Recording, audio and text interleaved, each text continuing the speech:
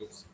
सो loops में basically हमने बताया था आपको कि यहाँ पे पाइथन में do while loop and that like a switch case और ये सब सारी चीज़ें नहीं यूज होती हैं यहाँ पे, ठीक है ना।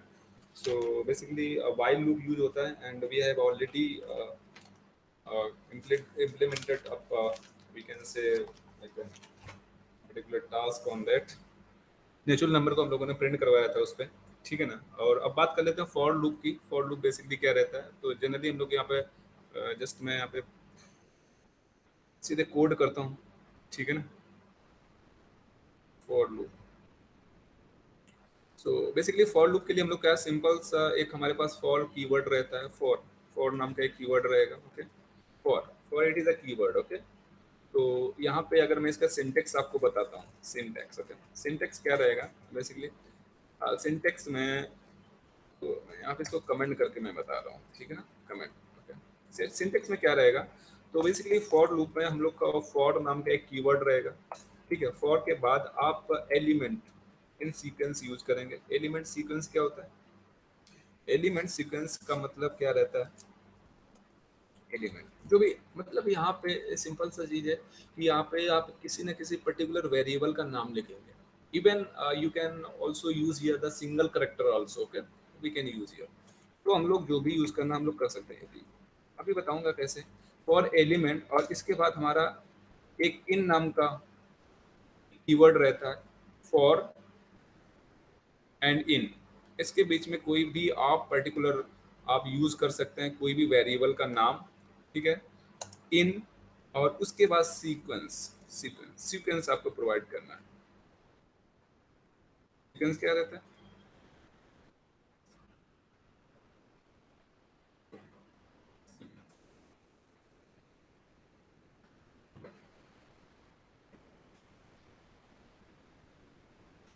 तो सीक्वेंस बेसिकली, और इसके बाद हम लोग ये करेंगे और इसके भीतर जो भी आप इसके अंदर आपको कोड करना है, we can input here, okay. जो भी आपको लिखना है यहाँ पे आप पुट कर सकते हैं, ठीक है ना। अच्छा, सो अगर यहाँ पे अकॉर्डिंग टू दैट हम लोग, सीक्वेंस का मतलब है कुछ भी आप इटरेटिव वैल्यू ले लें। इटरेटिव का मतलब क्या है, इटरेटिव का मतलब सिंपल सा रहता है, सपोज दैट किसी पर्टिकुलर एक वैल्यू है इटरेशन के फॉर्म में। जैसे हम लोगों ने अभी देखा था, एक हम लोग ले रहे थे बेसिकली स्ट्रिंग ले रहे थे, तो हमारे पास इन नॉट इन नाम का जो हमारे पास ऑपरेटर थे, इन और नॉट इन नाम के, ठीक है ना। तो वहां पे हम लोग इटरेटिव वैल्यू ले रहे थे। सिंपल से यहाँ पे सीक्वेंस में भी हमें इटरेटिव वैल्यू लेनी है, ठीक है, जो कि इटरेटिव हो सके ताकि हम लोग उसको इजिली वन बाई वन हम लोग प्रिंट करा सके इंक्रीमेंट करते हुए, ठीक है ना। तो यहाँ पे हम लोग क्या करने वाले हैं, यहाँ पे इसको एक्सेस करने वाले हैं, ठीक है ना। सो एक हम लोग स्ट्रिंग लेते हैं, एस नाम की कोई स्ट्रिंग है और इसमें मैं लिख देता हूँ सेट पा। इस तरह से मैं यहाँ पे पुट करता हूँ सेट पा, ओके। और यहाँ पे मैं यूज करता हूँ फॉर, और कोई भी मैंने बोला यहाँ पे कोई वेरिएबल का नाम लिखे या पर्टिकुलर किसी करेक्टर का नाम लिख लिया। मैंने यहाँ पे ए लिख लिया और यहाँ पे इन सीक्वेंस में क्या था, सीक्वेंस में बेसिकली मैंने एस पुट कर दिया यहाँ पे। अच्छा, हो क्या रहा है यहाँ पे, पेंट में मुझे बताना पड़ेगा एक्चुअली, ओके, पेंट तो लेना ही पड़ेगा, ओके। सो यहाँ पे क्या है कि आपको पता है जो सेटपा है, सेटपा बेसिकली इस तरह से यूज होने वाला है सेटपा।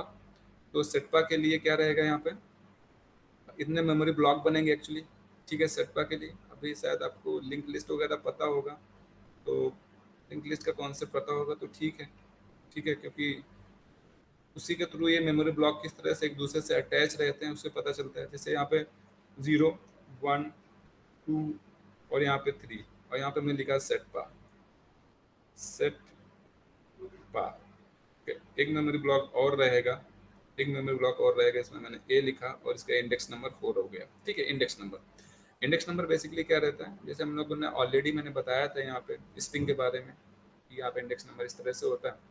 इंडेक्स नंबर से सारी चीज़ें चलती हैं।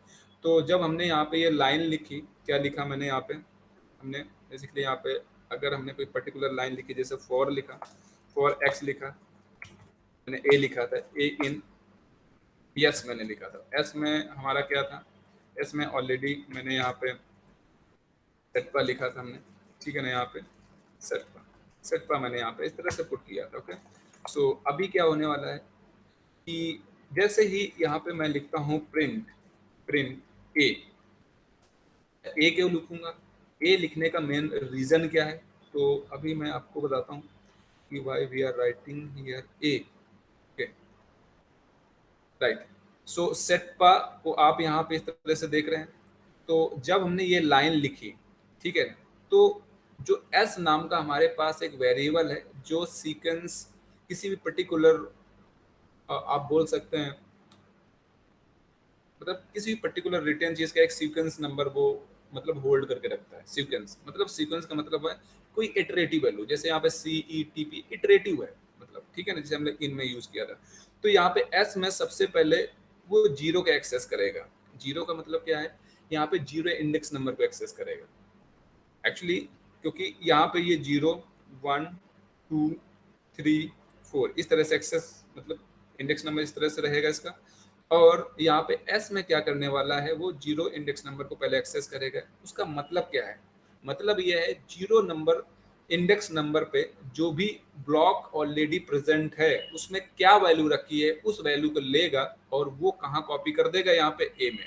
तो अभी ऐसा कुछ हुआ है, ऐसा कुछ हुआ है। अगर मैं देखो, ये एग्जैक्ट में तो ये नहीं है, लेकिन सिर्फ समझाने के लिए मैं बता रहा हूँ कि अभी क्या हुआ है, एस में अभी सी आया है और सी को उसने कॉपी कर दिया ए में। तो आपको मैं एक बात बताऊं कि आप डायरेक्टली आप सोच रहे होंगे कि हम प्रिंट के पैरेंथेसिस में हम लोगों ने एस क्यों नहीं लिखा। नहीं लिख सकते, क्योंकि ये जो है ये सीक्वेंस नंबर को फॉलो कर रहा है। ठीक है, ये बेसिकली इंडेक्स नंबर को फॉलो कर रहा है। ठीक है, अगर आप ऐसे लिखते हैं एस ऑफ दिस, ठीक है, तो फिर काम हो जाता है, क्योंकि ये बेसिकली इंडेक्स नंबर को एक्सेस करेगा और वो इंडेक्स नंबर के एक्सेस करने के बाद वो सी की वैल्यू यहाँ पे कॉपी कर देगा। ठीक है, सी मतलब जीरो नंबर इंडेक्स नंबर पे जो भी पर्टिकुलर वैल्यू रखी होगी उस मेमोरी ब्लॉक में, उसको यहाँ पे कॉपी कर देगा। तो फर्स्ट टाइम में वो करेगा सी को यहाँ पे प्रिंट करेगा। अच्छा, इसके बाद फिर से यहाँ पे आने वाला है, क्योंकि अभी क्या है, देखो अभी क्या है, ये जाने वाला है कहाँ तक, ये जाने वाला है 4 तक। ठीक है, ये जाने वाला है 4 तक। अच्छा, यहाँ पे मैं आपको एक बात बताऊं कि यहाँ पे आपको इंक्रीमेंट करने की जरूरत नहीं है। ठीक है, क्या इंक्रीमेंट करने को आपको यहाँ पे जरूरत बिल्कुल भी नहीं है।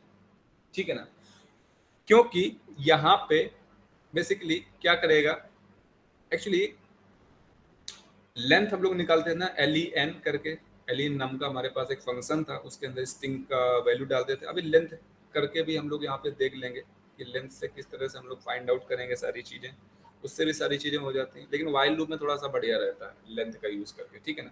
लेकिन यहाँ पे ऑटोमेटिकली लेंथ ही वो काउंट करता है कि उसका लेंथ कितना है, फिर उसके हिसाब से सारी चीजें एक्सेस करता है। ठीक है, 1 बाई 1। तो सेकेंड टाइम में जब आने वाला है, सेकेंड टाइम में 1 यहाँ पे आएगा और 1 के करस्पॉन्डिंग जो वैल्यू रहेगी वो यहाँ पे प्रिंट करेगा, तो करेगा ई प्रिंट करेगा। फिर उसके बाद फिर आने वाला है, फिर टी प्रिंट करने वाला है, फिर पी प्रिंट करने वाला, फिर ए प्रिंट करने वाला।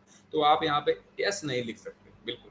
जो यहाँ पे जो हमारा फर्स्ट जो एलिमेंट है, एलिमेंट की वैल्यू इसीलिए यहाँ पे वेरिएबल पुट किया जाता है ताकि ये और इजिली इंटरनली जो काम होता है उसका यही काम होता है कि ये सारी वैल्यू यहाँ पे इस तरह से कॉपी कर करके रखता है इसमें, एक एक वैल्यू, एक एक पर्टिकुलर इंडेक्स नंबर की वैल्यू।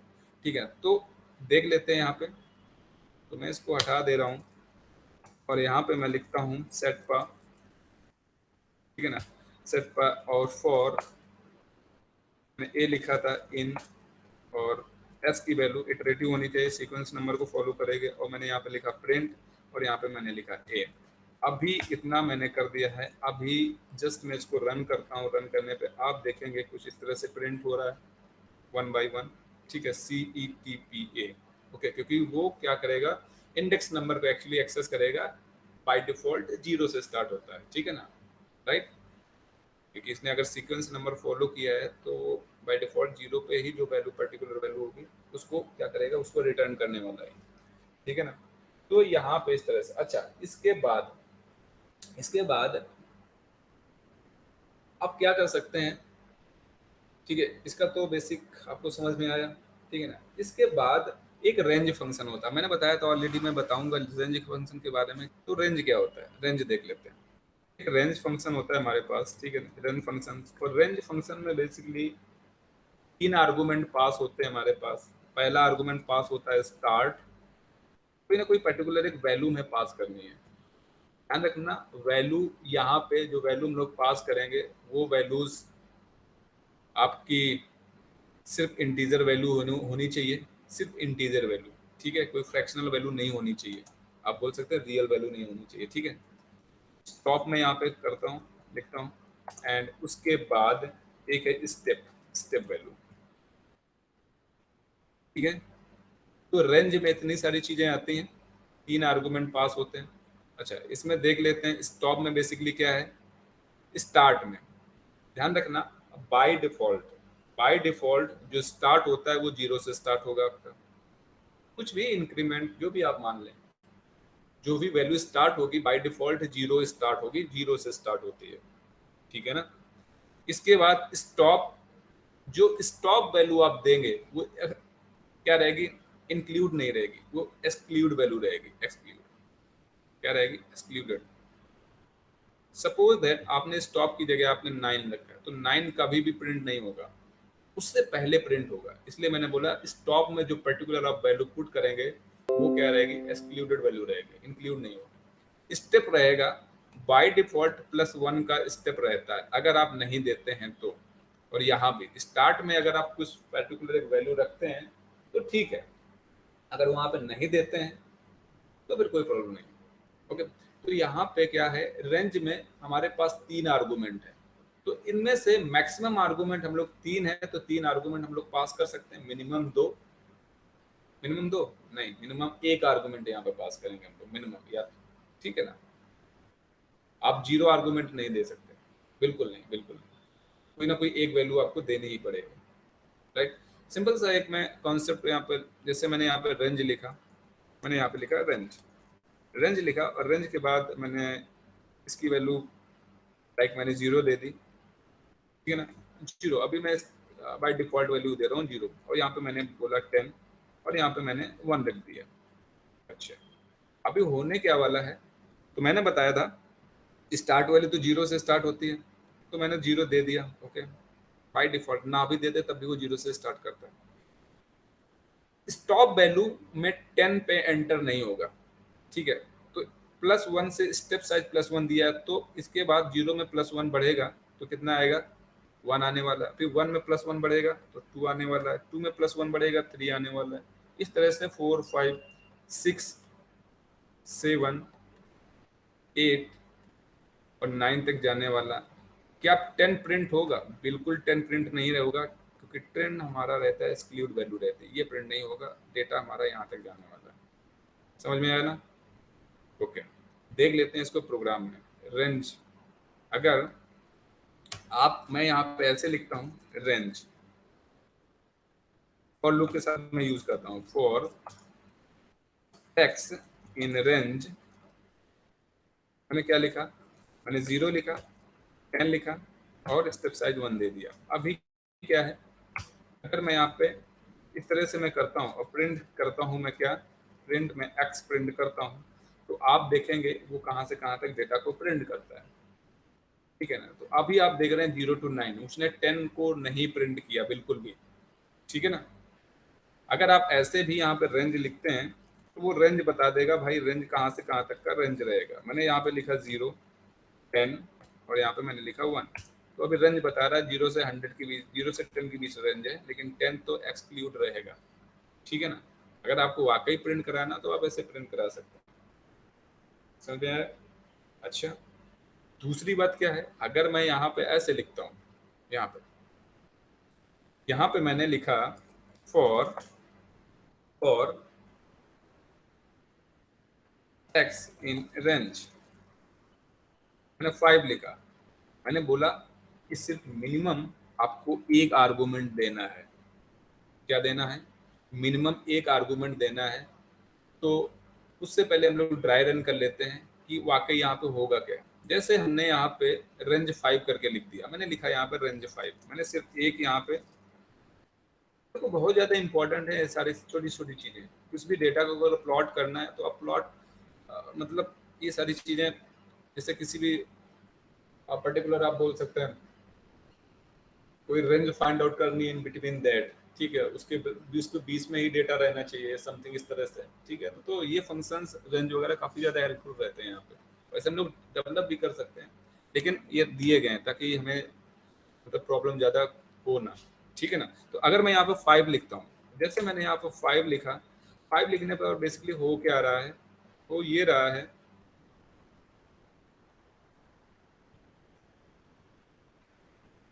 यहाँ पे आर्गुमेंट देने थे 3, लेकिन हमने एक ही दिया है। लेकिन मैं आपको बताऊं, ये आर्गुमेंट कौन, अगर आप सिंगल आर्गुमेंट देते हैं ना, सिर्फ सिंगल आर्गुमेंट आप देंगे, तो आप मान के चलें आर्गुमेंट यही दे रहे हैं, स्टॉप वाला। जब, ठीक है ना, अगर आप सिंगल आर्गुमेंट देते हैं तो बाय डिफॉल्ट वो आर्गुमेंट रहेगा स्टॉप वाले, यानी कि सेकंड आर्गुमेंट में हो जाएगा उसका डेटा। तो मतलब कुछ हुआ है, ऐसा है, ऐसा हुआ है, ये ऐसा जा रहा है। स्टार्ट वैल्यू तो बाय डिफॉल्ट 0 सेट हो जाएगी, स्टॉप वैल्यू यहाँ पर 5 आ जाएगी, और स्टेप साइड भी बाय डिफॉल्ट +1 सेट हो जाएगा। तो इसका आंसर अगर देखेंगे तो 0 1 2 3 4 5, 5 तो नहीं आएगा ना, 4 तक आने वाला है। तो इसको देख लेते हैं यहाँ पे, राइट। इसको जैसे मैंने यहाँ पे किया, और इसको मैं प्रिंट करवाऊंगा, प्रिंट, मैंने एक्स की प्रिंट कराया, तो अभी आप देखेंगे 0 to 4 हो रहा है, ठीक है ना। ओके। अगर अगर आप ऐसा ना करके कुछ अलग देते हैं, जैसे फॉर मैंने यहाँ पे लिखा, फॉर एक्स इन रेंज मैंने यहाँ पे लाइक ऐसे लिखा, 5 लिखा और 10 लिखा। आपको यहाँ पे पता होना चाहिए कि अब जो स्टार्ट वैल्यू है वो आपकी 1 नहीं रही, 0 नहीं रही, अब 5 से स्टार्ट होगा। तो पहले प्रिंट होगा 5, क्योंकि 5 तो पहला आर्गुमेंट रहता है, इंक्लूडेड रहता है, सेकंड एक्सक्लूडेड रहता है, ठीक है। तो 5 तो प्रिंट होगा, लेकिन 5 से 9 के बीच तक डेटा प्रिंट होने वाला, उसके बाद नहीं होने वाला। आप यहाँ पे देख लें, 5 से 9 तक डेटा प्रिंट हो, उसके बाद प्रिंट नहीं होने वाला। समझ में आया ना। ओके, तो ये हमारा रेंज रेंज फंक्शन का इसका यूज है हमारा, ठीक है ना। ओके,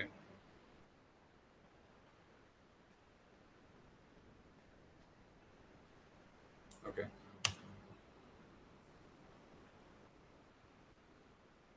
अभी सिंपल सी बात है, मैं यहाँ पे एक स्ट्रिंग लेता हूँ, स्ट्रिंग मैंने यहाँ पे स्ट्रिंग नाम का एक वेरिएबल लिखा, और यहाँ पे मैंने लिखा सेट इनफो टेक्स्ट, ठीक है, इस तरह से मैंने लिख लिया। वाइल लूप की मदद से मैं करना चाहता हूँ, तो इसको एक्सेस कराना, अभी मैंने फॉर लूप की मदद से इसको मैंने एक्सेस किया था, अब वाइल लूप की मदद से मैंने एक्सेस करूंगा इसको, ठीक है ना। तो सिंपल सी बात है, वाइल लूप की मदद से मैं कैसे एक्सेस करूंगा, इसकी लेंथ अगर मैं फाइंड आउट करना चाहता हूँ, लेंथ, तो एली नाम का फंक्शन लिखा, और मैंने यहाँ पे लिखा स्ट्रिंग, स्ट्रिंग मैंने लिखा, तो लेंथ 14 आ गई। अब मैंने क्या लगाया, मैंने वाइल लूप लगाया, ओके, क्या लगाया मैंने, वाइल लगाया। वाइल लगाने के बाद एली एन मैंने लिखा लेंथ, और लेंथ ऑफ मैंने उस स्ट्रिंग का ये लिखा, ठीक है ना। और सबसे इम्पोर्टेंट बात ये है कि अभी तो मुझे एक पर्टिकुलर एक वेरिएबल लेना पड़ेगा, ठीक है ना। सो जीरो से, क्योंकि जीरो क्यों लेना पड़ेगा, बेसिकली ये जीरो से ही स्टार्ट होगा, क्योंकि जीरो इंडेक्स नंबर पर पहला करेक्टर सी हमारा है, ठीक है, इसलिए जीरो लेना पड़ेगा। ओके, अब मैं यहाँ पे वाइल करूँगा, क्योंकि ठीक है, और उसके बाद मैंने एक्स लिखूंगा, एक्स लिखने के बाद दिस, मैंने यहाँ पे ये, और यहाँ पे मैंने लिखा लेंथ। ओके, लेंथ लिखने के बाद मैंने क्या लिखा, स्ट्रिंग लिखूंगा यहाँ पे, स्ट्रिंग, ओके। एंड उसके बाद राइट, तो लेंथ का मतलब क्या है, एक्स लेस देन 14, ठीक है। तो यहाँ तब तक जाने वाला है, और एक्स को मैं पहले मैं इसको प्रिंट कराऊंगा, तो पहले इंक्रीमेंट करवा दिया, तो वो सेकंड ई को प्रिंट करेगा पहले, ओके। तो एक्स को मैं प्रिंट करवाने वाला हूँ, ठीक है ना।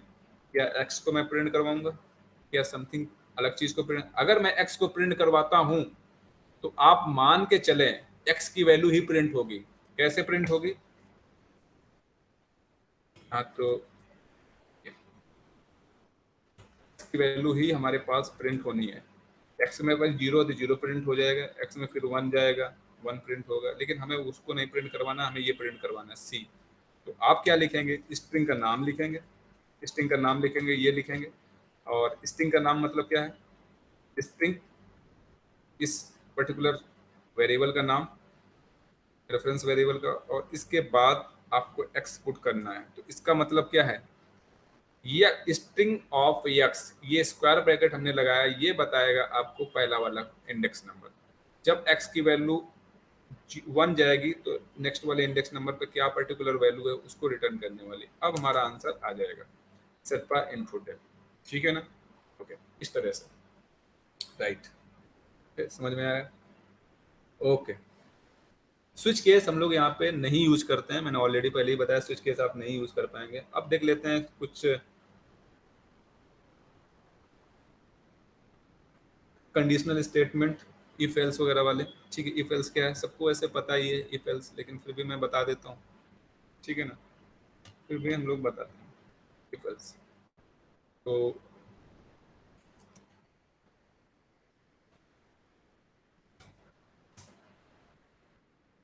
कंट्रोल इंस्ट्रक्शन स्टेटमेंट इनको बोलते हैं बेसिकली। इफ और एल्स इफ एक्चुअली होता है, if else, sorry, if else होता है यहाँ पे।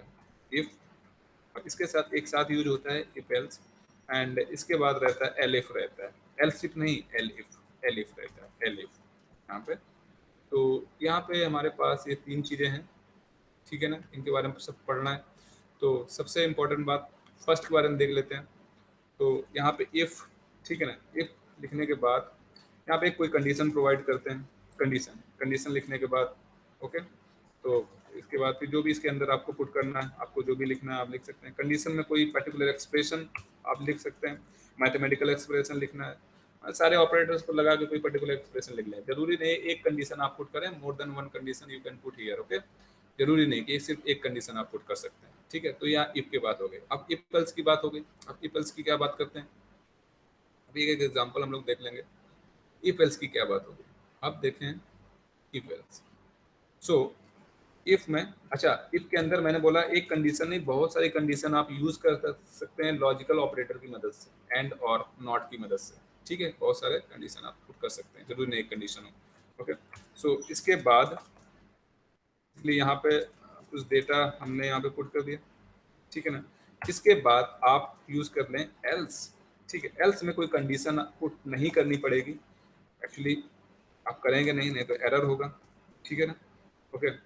तो यहाँ पे, अच्छा, एक चीज सबसे इम्पोर्टेंट बात यहाँ पे ये आपको पता भी होगी कि इफ हमेशा, इफ, ओके, अकेला भी परफॉर्म कर सकता है, इफ, ओके, इफ अकेला भी काम कर सकता है, लेकिन एल्स अकेला कभी नहीं आता, ठीक है, एल्स, ठीक है।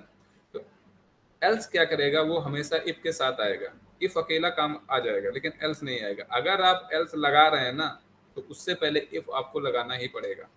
हालांकि एल्स में there is no condition inside else, okay, but the condition must be included in if condition. If statement के अंदर आप क्या करेंगे, कंडीशन जरूर पुट करेंगे, लेकिन एल्स के अंदर कोई कंडीशन आप पुट नहीं करेंगे, ठीक है ना।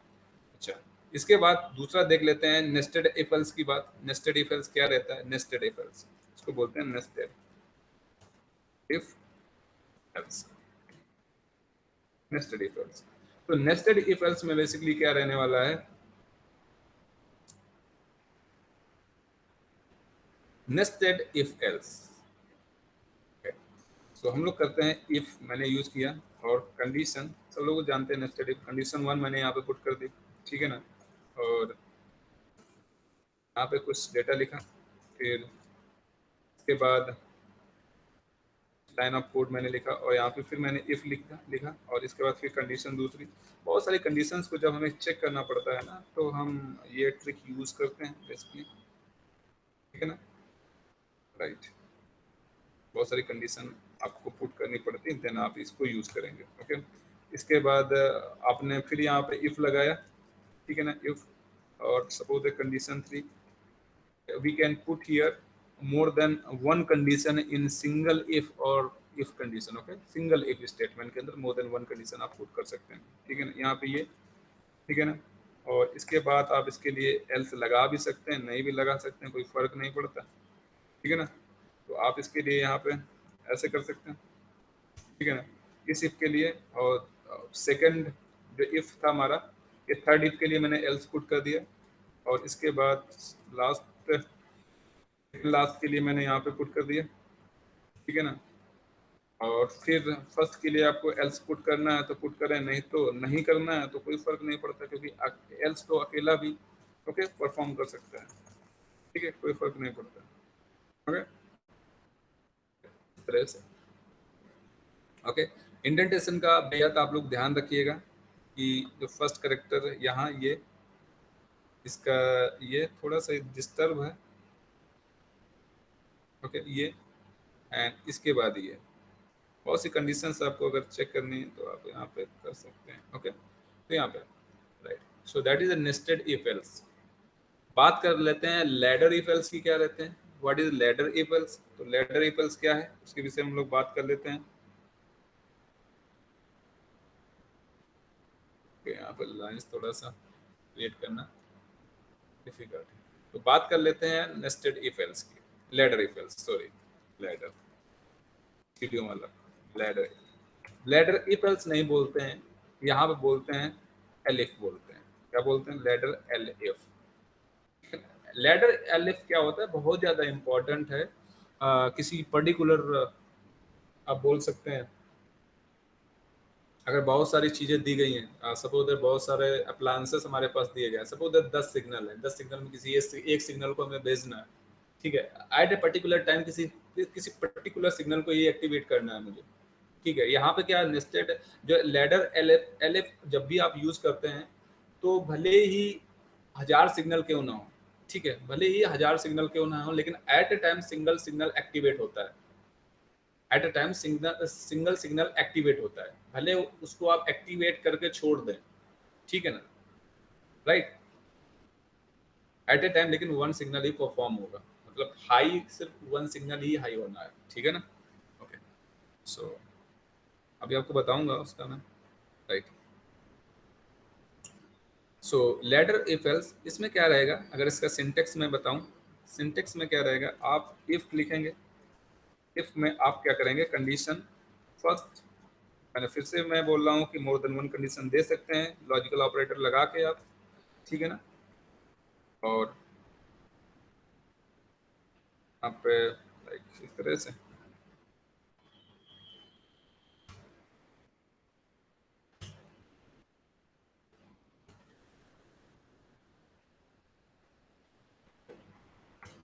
ओके,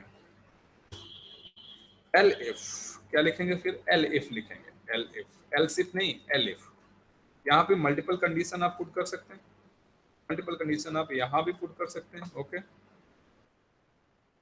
यहाँ पे फिर जो भी आपको लिखना है, इंडेंटेशन का मैं ध्यान देके चल रहा हूँ, आप लोग भी इंडेंटेशन का बेहद ध्यान दीजिएगा। L if, right, L if के बाद आप लिखेंगे यहाँ पे कंडीशन थर्ड, कंडीशन थर्ड लिखने के बाद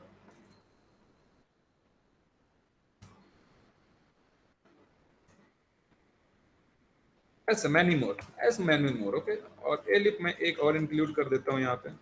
यहाँ पे मैं फिर से बोल रहा हूँ मल्टीपल कंडीशन आप दे सकते हैं, जरूरी नहीं सिर्फ एक कंडीशन दे, आप मल्टीपल कंडीशन पुट कर सकते हैं। ठीक है ना, और इसके बाद मैं लिखता हूँ एल्स। यहाँ पे एल्स हर हाल में आएगा, ये मान के चलें आप, एल्स आना है हर हाल में, एल्स यहाँ पे आने वाला है। ठीक है ना, ओके,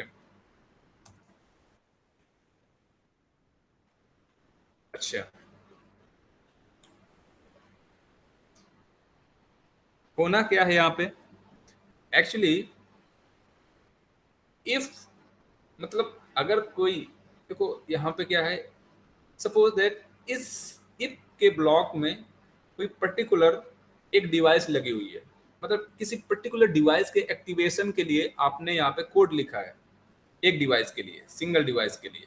ठीक है, फर्स्ट डिवाइस यहाँ पे लगा हुआ है, इसके लिए आपने कोड लिखा है एक्टिवेट करने का, या डीएक्टिवेट करने का कोई आपने कोड लिखा है, या मैं एक्टिवेट करने का कोड सिर्फ लिख रहा हूँ, आप डीएक्टिवेट करने का भी यहाँ पे लिख सकते हैं उसको। एल्स इफ में एक दूसरा कोई डिवाइस या दूसरा सिग्नल के लिए आपने उसको एक्टिवेट करने के लिए कोड लिखा है यहाँ पे। ओके, एक तीसरा एलिफ मैंने यूज किया, वहां पे इसको एक्टिवेट करने के लिए, किसी तीसरे डिवाइस को एक्टिवेट करने के लिए आपने उसके लिए कोड लिखा है।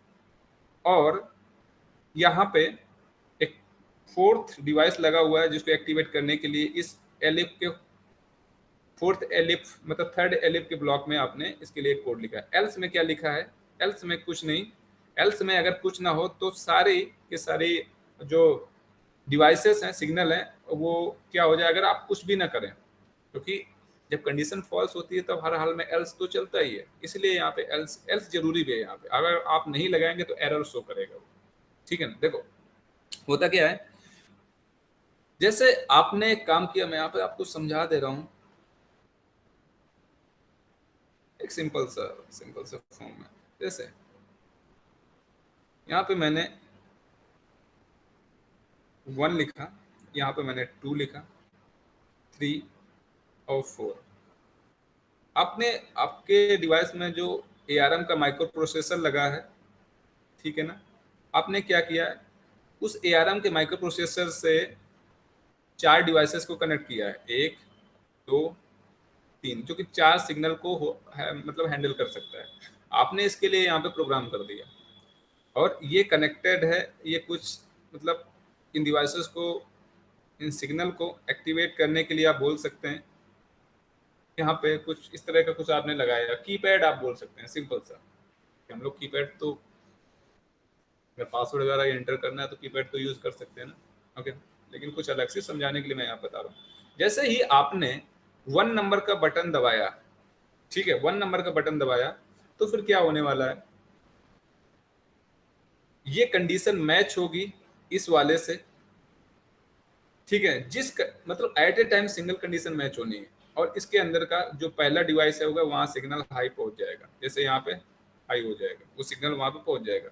सपोज दैट आपने 4 एंटर किया, जैसे ही आपने 4 एंटर किया तो एल्स इफ ये वाला इसके अंदर जो डेटा होगा वो मैच करेगा इससे, ठीक है। आपको लिखना पड़ेगा उसके अकॉर्डिंग कंडीशन के अंदर, ठीक है, if this equal to this then okay, ठीक है ना। यहाँ पे इसके अकॉर्डिंग मैच होगा और यहाँ पे 4th नंबर सिग्नल पे आपका क्या रहेगा, यहाँ पे सिग्नल एक्टिवेट हो जाएगा। तो ऐसा आप एक साथ बहुत सारी बटन्स दबाएंगे ना, फिर भी कोई ना कोई एक ऐसा इवेंट होगा जिसमें हल्का सा मिली सेकंड का या आप बोल सकते हैं नैनो सेकंड का एक डिले रहेगा उन बटन्स को एक साथ दबाने में। तो at a time single condition ही मैच होनी है, सिंगल सिंगल समझ रहे हो ना, सिंगल कंडीशन ही मैच होनी है, नॉट एक एवरी टाइम। अगर आप कुछ नहीं पुट करते हैं तो हमेशा ये वाला चलने वाला है, ठीक है ना। तो ऐसे करके तो लैडर एपल्स का इसका यूज ये है, ओके ओके। सो ईपल्स वगैरह आगे हम लोग बड़े एग्जाम्पल से देखेंगे, तब इनका मैं यूज करूंगा, ठीक है। अभी कोई बनता भी नहीं यूज करना, ओके। चलो ओके। सो टर्न एक्चुअली यहाँ पे एक टर्नरी ऑपरेटर रहता है, जैसे हम लोग कंडीशनल ऑपरेटर यूज करते हैं, ठीक। कंडीशनल ऑपरेटर ऑलरेडी हम लोग को यूज कर चुके हैं, ठीक है, यहाँ भी यूज करते हैं, ठीक है। लेकिन कोई अगर आप पढ़ना चाहते हैं तो बता दें, ठीक है। चलो बता देता हूँ, ठीक है ना। सिंगल लाइन में इफ एल्स का ही एक सिंगल, ये हम लोग मल्टीपल लाइन में लिख लेते हैं, लेकिन वहाँ पे सिंगल लाइन में कंडीशनल ऑपरेटर हम लोग पुट कर लेते हैं।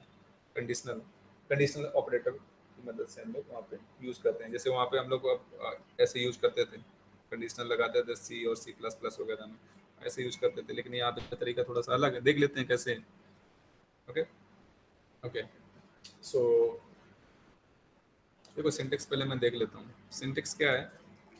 आप इफ एल्स लिखते हैं ना, जैसे यहाँ पे सिंपल से if like 2 greater than 3, like यहाँ पे मैंने 2 ग्रेटर देन 3, यहाँ तो गलत है। इफ 2 ग्रेटर देन 3 तो यहाँ पे प्रिंट ये हो, क्या प्रिंट हो,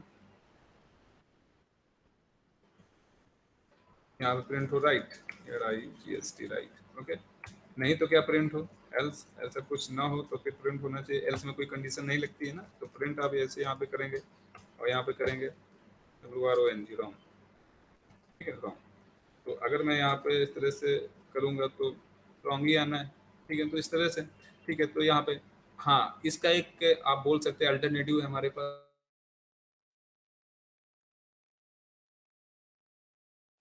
ठीक है ना। टर्नरी ऑपरेटर क्या है, कंडीशनल ऑपरेटर की मदद से हम लोग सब काम कर सकते हैं। तो कैसे करेंगे देखो, तो पहले मैं सिंटेक्स बता देता हूँ। सिंटेक्स में बताता हूँ, इफ एल्स को अगर अभी तो आप इफ एल्स में कितनी 4 लाइनें यहाँ पे ऑलरेडी इसने होल्ड कर ली है। अगर आपको सिंगल लाइन में इफ एल्स का पूरा प्रोग्राम लिखना है तो आप कैसे करेंगे? ठीक है, तो सिंपल सा आप लिखेंगे यहाँ पे, जैसे सिंटेक्स में, सिंटेक्स ओके, सिंटेक्स यहाँ पे एक, यहाँ पे इस तरह से मैं लिख रहा हूँ वैल्यू, वैल्यू 1 करके। ठीक है, अभी बताऊंगा क्या है वैल्यू 1। और यहाँ पे फिर मैं बात करूंगा कंडीशन, इफ, जो हमारा इफ लगाएंगे उसके बाद मैं यहाँ पे पुट करूंगा कंडीशन। क्या पुट करूंगा? कंडीशन। यहाँ पे मैं पुट करने वाला हूँ कंडीशन, एंड उसके बाद आप लिखेंगे एल्स, एल्स पुट करेंगे। ठीक है ना, एल्स पुट करने के बाद कंडीशन, कंडीशन, और उसके बाद वैल्यू 2, जो भी आपको वैल्यू पुट करनी है। जैसे यहाँ पे बिल्कुल अलग है, काम सेम है, जो आप सी प्लस प्लस में कंडीशनल ऑपरेटर लगाते थे और यहाँ पे बिल्कुल अलग है। ठीक है, काम दोनों का सेम है। तो यहाँ पे कंडीशन में बेसिकली क्या है, कंडीशन में अगर हमें कोई कंडीशन आपको पुट करना है, जैसे सिंपल सी बात, सिंपल सा क्या है, अगर मैं एज एग्जाम्पल एक लेता हूँ यहाँ पे, तो आपको यहाँ पे वैल्यू में, वैल्यू में ऊपर वाले एग्जाम्पल को सेम मैं यहाँ पे लिखता हूँ प्रिंट, प्रिंट करता हूँ, प्रिंट यहाँ पे मैं लिखता हूँ वैल्यू 1 में मैंने लिखा यहाँ पे राइट, यहाँ पर राइट लिखा, और यहाँ पे फिर मैं इफ लिखूंगा। इफ कंडीशन क्या थी हमारा, 2 ग्रेटर देन 3, 2 ग्रेटर देन 3, और एल्स में मैंने क्या किया, यहाँ पे वैल्यू 2, वैल्यू 2 में मैं लिखूंगा प्रिंट, यहाँ पे क्या लिखूंगा, मैं रॉन्ग लिखूंगा।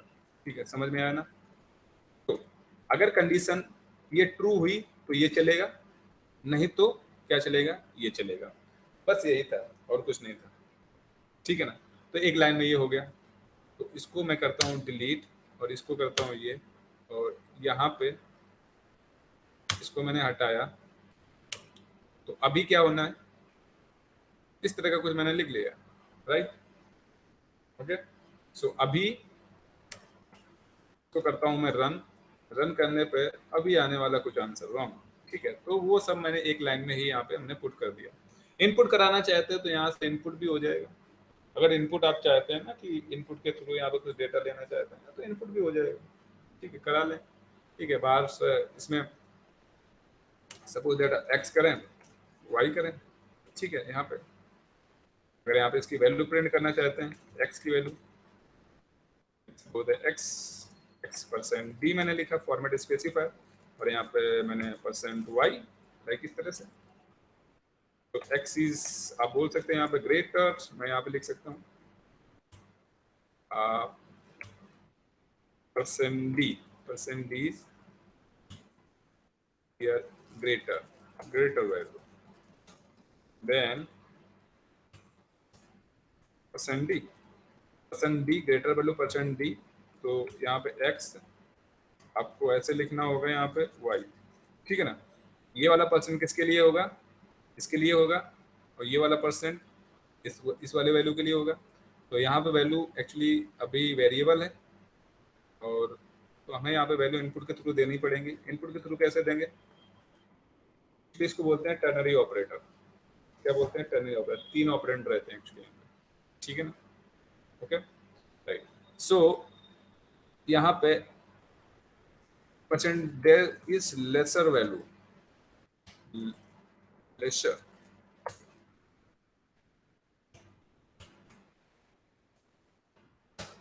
Laser than percent D. यहाँ पे इस तरह से लिख दिया percent D is lesser than this. ठीक है, अगर इस तरह का है तो इस तरह का डेटा हमें प्रिंट होना चाहिए। इसको फिर से मैं ये करता हूँ, यहाँ पे आपको ऐसे लिखना पड़ेगा। Okay, okay. सो यहाँ पे x की वैल्यू में, x और y की वैल्यू में प्रिंट करना चाहूंगा, x और y की value, control Z, control Z, okay. तो x मैंने लिखा, y, और मैं यहाँ पे इनपुट करूंगा, इनपुट, सो एंटर फर्स्ट नंबर मैंने यहाँ पे लिख दिया। और यहाँ पे एक काम और कर लेता हूँ, क्योंकि मुझे चाहिए, इवेल कर लेता हूँ। इवेल सर मैंने नहीं बताया था, मैं तो बता दूंगा। इंट नहीं बताया तो फिर से मैं बता दूंगा, लिख लेते हैं। इवेल का मतलब क्या है, इवेल का, चलो अभी तो नहीं है, क्योंकि टपल वगैरह मुझे बताना है, लिस्ट वगैरह बताना है, तो अभी शायद नहीं। मैं बता दूंगा क्योंकि वहाँ थोड़ा सा ज़्यादा रहेगा, सही रहेगा।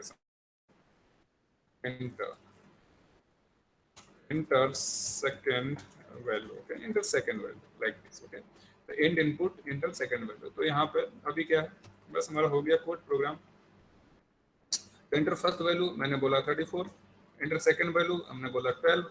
तो अभी क्या है, 34 इज लेसर देन 124, ठीक है ना। तो इस तरह से, ठीक है, तो ये हमारा आंसर आ गया इस तरह से, ओके। राइट, ब्रेक का आपको पता है, ब्रेक का यूज क्यों करते हैं हम लोग, ठीक है ना, ब्रेक का क्यों यूज करते हैं, राइट। ब्रेक ब्रेक बेसिकली क्या करते हैं, किसी भी अगर लूप के अंदर हम लोग लगाते हैं ब्रेक ना, तो वहां पे पर्टिकुलर वैल्यू को हम लोग टर्मिनेट कर देते हैं। जैसे सिंपल सा मैं यहाँ पे एक प्रोग्राम लिखता हूँ लाइक वाइल लूप मैं करता हूँ, वाइल लूप, और एक्स की वैल्यू यहाँ पे मैं काउंट नाम का यहाँ पे काउंट काउंट में मैंने यहाँ पे 0 पुट किया, ठीक है ना। ब्रेक में बताना चाहता हूँ कि ब्रेक आपको पता भी होगा ब्रेक, लेकिन फिर भी मैं बता रहा हूँ यहाँ पे काउंट लेस देन 100, ओके। यहाँ पे मैंने अंदर किया और यहाँ पे मैंने प्रिंट लिखा, प्रिंट की वैल्यू मैंने यहाँ पे किया मुझे प्रिंट करना है एक्चुअली, ठीक है, काउंट। तो काउंट यहाँ पे प्रिंट होना है, और यहाँ पे ऐसे लिख लेता हूँ मैं count like this, count, okay, ये ओके, काउंट, ओके, कितना हो गया। एंड इसके बाद काउंट की वैल्यू में यहाँ पे मुझे इंक्रीमेंट करना पड़ेगा, तो कंपाउंड असाइनमेंट ऑपरेटर यहाँ पर लगाना पड़ेगा, ओके।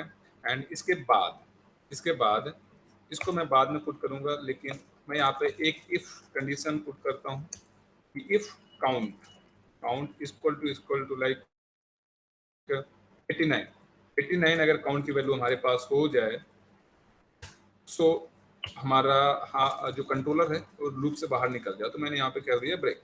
तो ब्रेक का मतलब क्या है, जैसे ही सबसे पहले क्या आएगा वहाँ पे, सबसे पहले एक्चुअली काउंट की वैल्यू, काउंट यहाँ पे चेक करेगा, कंडीशन चेक होगी, कंडीशन चेक होने के बाद काउंट की वैल्यू वहाँ पे प्रिंट कर देगा।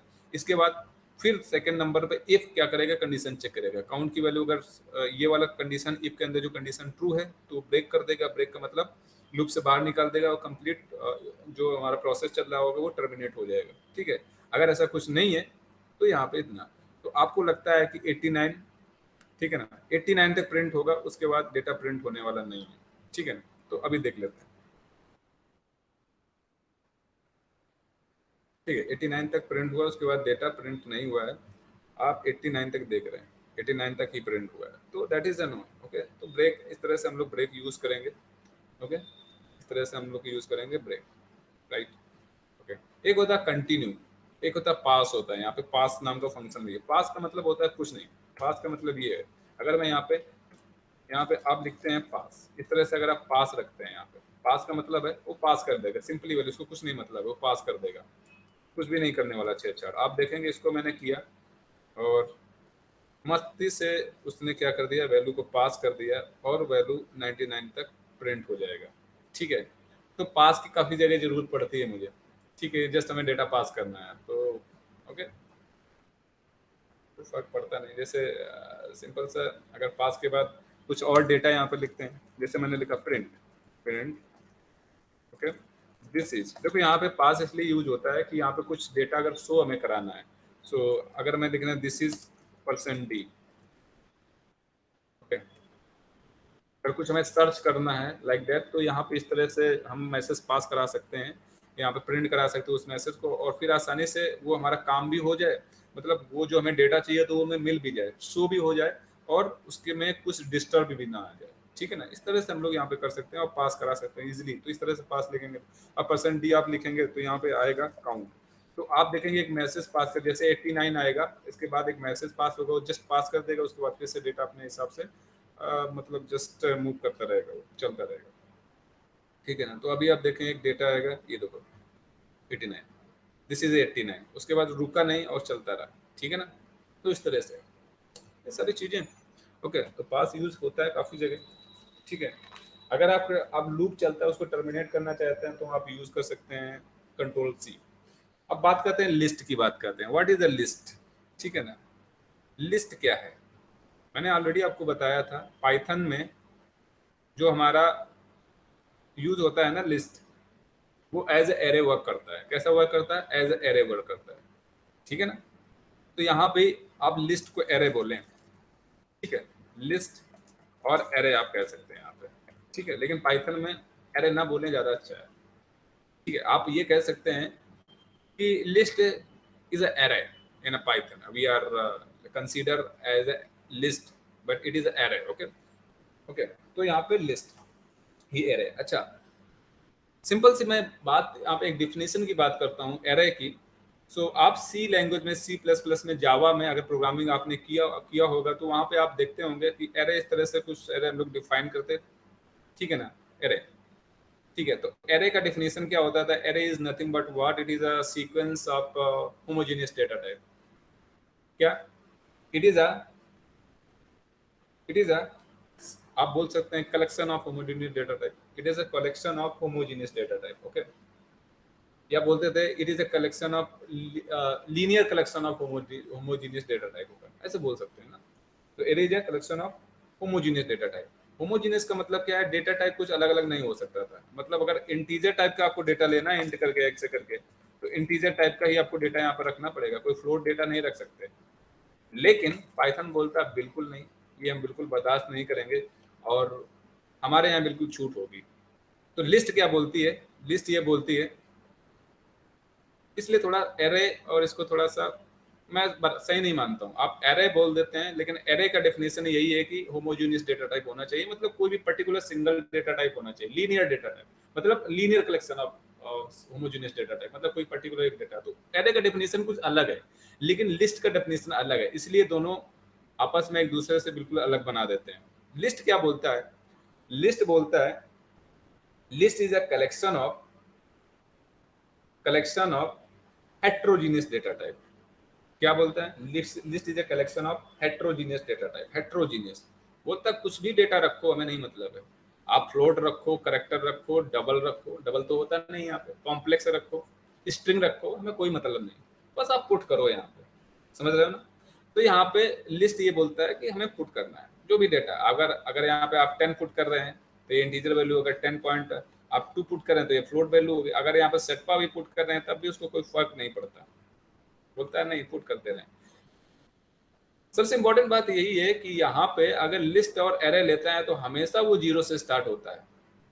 आप तो पाइथन में तो देख ही रहे थे, लिस्ट स्ट्रिंग भी जीरो से स्टार्ट हो रही थी, ठीक है ना, जीरो इंडेक्स नंबर पे। तो यहाँ पे इंडेक्स नंबर होता है 0 1 2 3 फर्दर।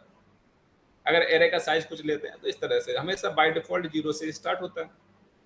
ऑलरेडी अभी हम लोगों ने प्रोग्राम भी किया तो वहाँ पे लिस्ट को प्रिंट कराया, उस पर्टिकुलर स्ट्रिंग को प्रिंट कराया था सेटपा को, तो हमने काउंट की वैल्यू जीरो लिखा था, या एक्स की वैल्यू हम लोगों ने जीरो लिखा था। ओके, तो देख लेते हैं यहाँ पे लिस्ट को।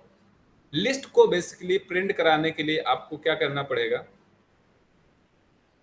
वेरिएबल का नाम लिखना पड़ेगा। अगर आप एम्प्टी लिस्ट क्रिएट करना चाहते हैं, क्या एम्प्टी लिस्ट क्रिएट करना चाहते हैं, एम्प्टी लिस्ट क्रिएट करने का एक तरीका है, आप सिंपल सा लिस्ट के लिए हमेशा देखो, लिस्ट के लिए जो सिंबल यूज होता है ना, लिस्ट के लिए सिंबल वो ये ब्रैकेट यूज होता है, ये ब्रैकेट यूज होता है लिस्ट के लिए हमेशा, ये स्क्वायर ब्रैकेट। क्या? ये स्क्वायर ब्रैकेट यूज होता है लिस्ट के लिए, ठीक है ना। ओके, तो अगर आप एम्प्टी लिस्ट बनाना चाहते हैं तो एक रेफरेंस वेरिएबल का नाम लिखें और यहाँ पे एक एम्प्टी लिस्ट आ जाएगी। एम्प्टी का मतलब है, एम्प्टी का सिंपल सा मतलब यही है कि एक इस तरह सा मेमोरी ब्लॉक क्रिएट हुआ होगा, ठीक है। उसमें अभी ये नहीं पता है कि कितने मेमोरी ब्लॉक है। ऐसा क्यों होता है? क्योंकि भाई देखो, अगर अगर आप सी प्लस प्लस या जावा जैसी प्रोग्रामिंग करते हैं, सी करते हैं, तो वहां पे आप डिसाइड कर लेते हैं ना कितने मेमोरी ब्लॉक रहेंगे। लेकिन यहाँ पे कोई डिस्क्रिप्शन नहीं रहता, सिंपल सा एक, क्योंकि यहाँ पे डायनेमिक चीजें क्रिएट होती हैं, डायनेमिक, ठीक है ना, डायनेमिक मेमोरी लोकेशन का कॉन्सेप्ट है यहाँ पे, ठीक है। तो यहाँ पे सारी चीजें डायनेमिकली रहती हैं, तो अभी ऐसा कुछ नहीं है। अभी बस आप मान लें कि एक मेमोरी ब्लॉक है, लेकिन जैसे ही इसमें वैल्यू हम लोग पुट करते हैं, अभी आप मान लीजिए सब खाली पड़ा हुआ है, अच्छा, आप ये भी ना मान के चले यहाँ पे इस तरह से मेमोरी ब्लॉक बने हुए हैं पहले से, नहीं नहीं। अगर आप यहाँ पे 10 डेटा रखते हैं इसके अंदर इम्पटी लिस्ट में 10 डेटा, तो एक मेमोरी ब्लॉक तुरंत क्रिएट हो जाएगा वहाँ पे। फिर आप पता नहीं कितना, फिर दूसरे में अगर आप एक डेटा और 20 पुट करते हैं तो एक 20 यहाँ पे पुट हो, एक और मेमोरी ब्लॉक बन जाएगा। समझ रहे हैं ना? कोई पहले से डिसाइड नहीं रहता, क्योंकि डायनेमिक है ना। रन टाइम के समय जितना आप वैल्यू पुट करेंगे उस हिसाब से मेमोरी एलोकेट हो जाएगी उसके अकॉर्डिंग। ठीक है ना? तो एम्प्टी लिस्ट इस तरह से हम लोग क्रिएट करते हैं, राइट। एम्प्टी लिस्ट एक हमारे पास होता है यहाँ पे अपेंड नाम का फंक्शन। क्या रहता है? अपेंड। अपेंड नाम का फंक्शन, अपेंड। अपेंड नाम का फंक्शन है, और यहाँ पे एक आर्गुमेंट हम लोग पास करेंगे, मिनिमम एक आर्गुमेंट पास करते हैं। आर्गुमेंट आर्गुमेंट की आर्गुमेंट का क्या मतलब है कि कोई ना कोई एक वैल्यू, पर्टिकुलर वैल्यू आप पास करें। वो किसी भी डेटा टाइप का हो सकता है, जरूरी नहीं कि एक पर्टिकुलर एक ही डेटा टाइप हो, कोई फिक्स डेटा टाइप, ऐसा नहीं, कोई भी डेटा टाइप हो सकता है। जैसे अगर मैं यहाँ पे यूज करता हूँ, जैसे हमने यहाँ पे लिस्ट बनाई इम्पटी लिस्ट, वही मैं एल नाम की लिस्ट बना रहा हूँ, ये इम्पटी लिस्ट है। ठीक है, अगर इसका टाइप पे करेंगे तो बताएगा लिस्ट है, क्योंकि लिस्ट को रिप्रेजेंट करने का तरीका ही यही है, स्क्वायर ब्रैकेट की मदद से। अगर यहाँ पे कुछ डेटा अभी पुट करना चाहते हैं, मतलब खाली है, घर एकदम खाली हुआ है, ठीक है, कोई भी नहीं रहता है, कोई भी मेमोरी ब्लॉक एकदम खाली पड़ा, उसमें अब वैल्यू में पुट करना है, तो अपेंड की मदद से हम लोग करेंगे उसमें वैल्यू पर। मैंने कहा एल, देखो एल मैं यूज करूंगा। एल के बाद हमारे पास एक बहुत अच्छा ऑपरेटर है, डॉट ऑपरेटर। क्या है? Dot operator. एल उस पर्टिकुलर लिस्ट का नाम लिखेंगे, एल का नाम आप रेफरेंस वैल्यू बोल सकते हैं, लेकिन उसी में तो असाइन हुआ है ना, ये लिस्ट इम्पटी लिस्ट उसी में तो है। तो एल उस लिस्ट का नाम लिखेंगे। उसके बाद डॉट। डॉट ऑपरेटर पाइथन में एक ऐसा ऑपरेटर है, वो किसी भी एट्रीब्यूट को, किसी भी फंक्शंस को, किसी भी कीवर्ड को, किसी भी पर्टिकुलर वेरिएबल को, ऑब्जेक्ट को एक्सेस करा सकता है। समझ रहे हो ना? डॉट ऑपरेटर, तो एक ऑपरेटर है डॉट यहाँ पे, और कुछ मत समझिए, सिर्फ ऑपरेटर है। ठीक है ना? तो आप क्या करना चाहते हैं, इस लिस्ट में आप कोई पर्टिकुलर वैल्यू पुट करना चाहते हैं। हमने कहा हाँ, तो आप लिखेंगे अपेंड। क्या लिखेंगे? आप अपेंड लिखेंगे। इसमें क्या वैल्यू आप पुट कराना चाहते हैं, मैंने कहा 10 पुट करा दो। आप देखेंगे यहाँ पे 10 पुट हो गए। 10 इस तरह से यहाँ पे आप जब ऐसे लिखेंगे तो ये यहाँ पे पुट हो जाएगा। ठीक है ना? इसके बाद फिर आपने यहाँ पे क्या किया, एल, आपने कहा दूसरी वैल्यू मैं पुट करूंगा, तो हमने कहा ठीक है आप कर लें। दूसरी वैल्यू मैंने 20 पुट कराई। ठीक है ना? तो देखो दूसरी वैल्यू यहाँ पे 20 पुट करा दी। अच्छा, एक वैल्यू मैं यहाँ पे और पुट करा रहा हूँ, एल डॉट 12, कोई हेट्रोजीनियस 5.6। अपेंड तो मुझे लिखना ही पड़ेगा, अपेंड। और यहाँ पे मैंने लिखा 45.9, कुछ इस तरह का वैल्यू। तो इस वाले में आपका आ जाएगा 45 एक और मेमोरी ब्लॉक बनेगा और उसमें चला जाएगा 45.9। ठीक है ना? ओके। अच्छा, आप एक चीज यहाँ पे नोटिस कर रहे होंगे कि जो अपेंड फंक्शन है हमेशा वैल्यू लास्ट में ऐड करता है। लास्ट में ऐड करने का मतलब क्या है? लास्ट में ऐड करने का मतलब है, जैसे स्टार्टिंग में भी वो लास्ट में ऐड कर रहा था, लेकिन मैंने बताया यहाँ पर उससे पहले कोई मेमोरी ब्लॉक नहीं था। जस्ट आपने 10 लिखा तो एक मेमोरी ब्लॉक क्रिएट हो गया, लेकिन उसको एज ए लास्ट मान रहा था कि ये लास्ट में मैं ऐड कर रहा हूँ। उसको क्या पता ये फर्स्ट है, लेकिन वो लास्ट में हमेशा ऐड करता है। जैसे हमने एल डॉट अपेंड किया तो फर्स्ट नंबर पर वैल्यू पहले ही थी, एक मेमोरी ब्लॉक इसके साथ और ऐड हो गया। ठीक है ना? और वहां पे उसने लास्ट में 20। आप ये नहीं कह सकते, अपेंड की मदद से आप ये कभी भी नहीं कह सकते कि ये 45.9 वैल्यू यहाँ 10 के प्लेस पे पुट कर देगा, ऐसा कभी नहीं होता है। तो अपेंड फंक्शन हमेशा जो वैल्यू पुट करेगा वो लास्ट में ही वैल्यू पुट करेगा। ठीक है? सपोज दैट बहुत से वैल्यू ऑलरेडी पुट है, 90, 60 आपने पुट कर रही ऑलरेडी। ठीक है ना? 70। अगर मैं बोलूंगा कि एल डॉट अपेंड करके एक 100 वैल्यू में पुट कर देता हूं, तो आप मान के चलें वो एक नया मेमोरी ब्लॉक बनाएगा और वहां पे जाके लास्ट में ही इस लिस्ट के साथ ऐड होगा। ना कि इस यहाँ पे कहीं बिल्कुल नहीं होने वाला। ठीक है ना? ओके, देख लेते हैं इसको, देख लेते हैं प्रोग्राम करके। मैं रन करता हूँ, इस पे देखेंगे। ओके, सो मैंने एक लिस्ट लिखा एल नाम का। आप कोई भी वेरिएबल का नाम लिख लें, मैं सिर्फ करेक्टर लिख, एक ही नाम लिख रहा हूँ ऐसे करेक्टर के फॉर्म में। ओके, करेक्टर तो नहीं है यहाँ पे, ठीक है ना? करेक्टर रिप्रेजेंट करने का क्या तरीका होता है, करेक्टर को ऐसे रिप्रेजेंट करते हैं, लेकिन पाइथन में वो करेक्टर को भी स्ट्रिंग मान के चलता है। ठीक है, हमेशा मान लेंगे यहाँ पे करेक्टर का कुछ वैल्यू ही नहीं है यहाँ पे। ठीक है, वो भी स्ट्रिंग मानता है यहाँ पे पाइथन में। तो यहाँ पे एल, एल नाम का, और यहाँ पे एम्प्टी लिस्ट मैंने। अब अगर आप देखेंगे यहाँ पे मैं इसका टाइप चेक करूंगा, टाइप ऑफ एल, तो आप देखेंगे ये लिस्ट दिखा रहा है। ठीक है ना, टाइप ऑफ एल। ठीक है, अगर यहाँ पे मैं प्रिंट एल कराऊंगा तो वो एम्प्टी स्ट्रिंग दिखाएगा, एम्प्टी दिखा रहा है, इसमें कुछ है ही नहीं डेटा अभी। तो मैं डेटा इसमें पुट करना चाहता हूँ, इसमें डेटा पुट करना चाहता हूँ। कैसे? L dot append, append, L dot append, इसमें वैल्यू मैं पुट करना चाहता हूँ वही 10 वैल्यू, वही मैं पुट करूंगा। तो आप एल को जब मैं प्रिंट कराऊंगा तो यहाँ पे 10 आ जाएगा। एल प्रिंट कराने की जरूरत नहीं, यहाँ पर रिटर्न उसने 10 कर दिया।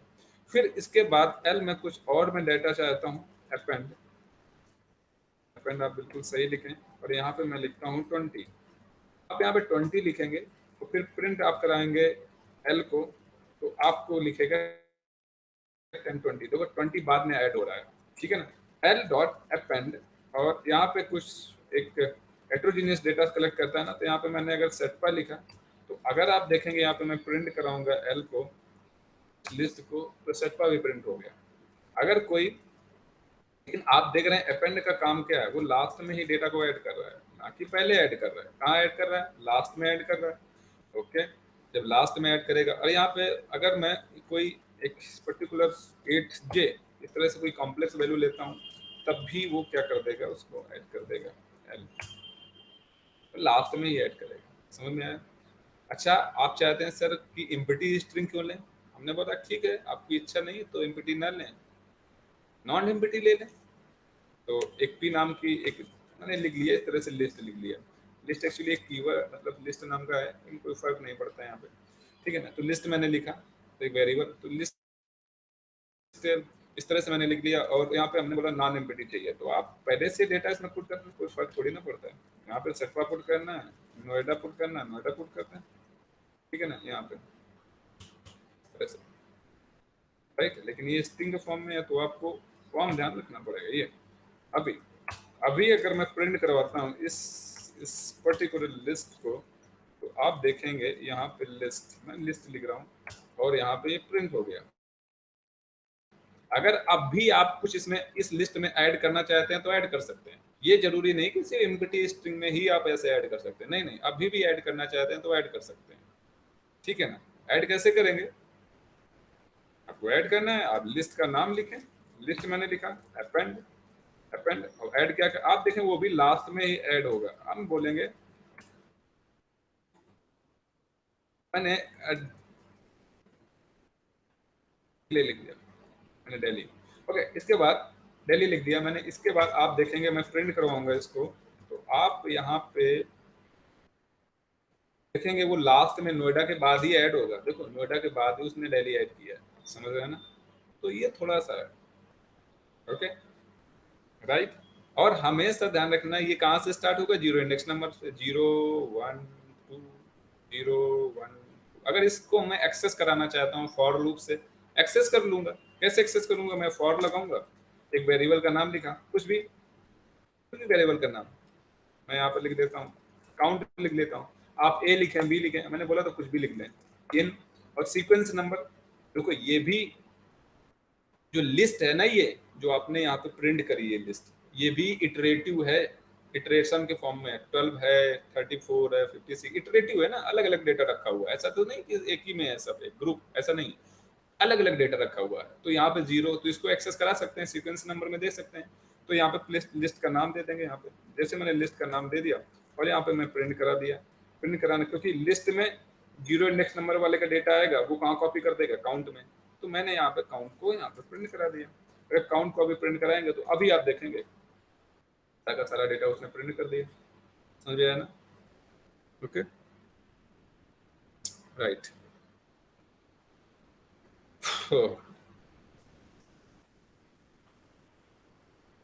ओके, दूसरा तरीका एक और है, एक तरीका और है कि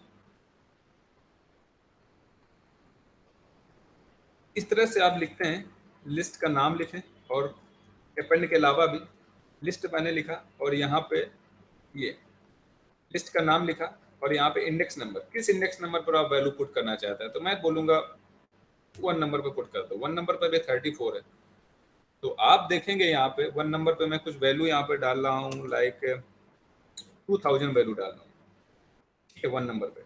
तो अभी क्या होने वाला है, 1 नंबर इंडेक्स नंबर पे, 0 पे तो 12 है, 1 नंबर इंडेक्स नंबर 34 है, तो अपडेट होके 34 की जगह कितना आ जाएगा, 2000 हो जाएगा। तो मैं यहाँ पे लिस्ट को देखना चाहता हूँ, तो आप देखें, मैच करें, 34 की जगह 200 यहाँ पे आ जाएगा। समझ रहे हैं ना?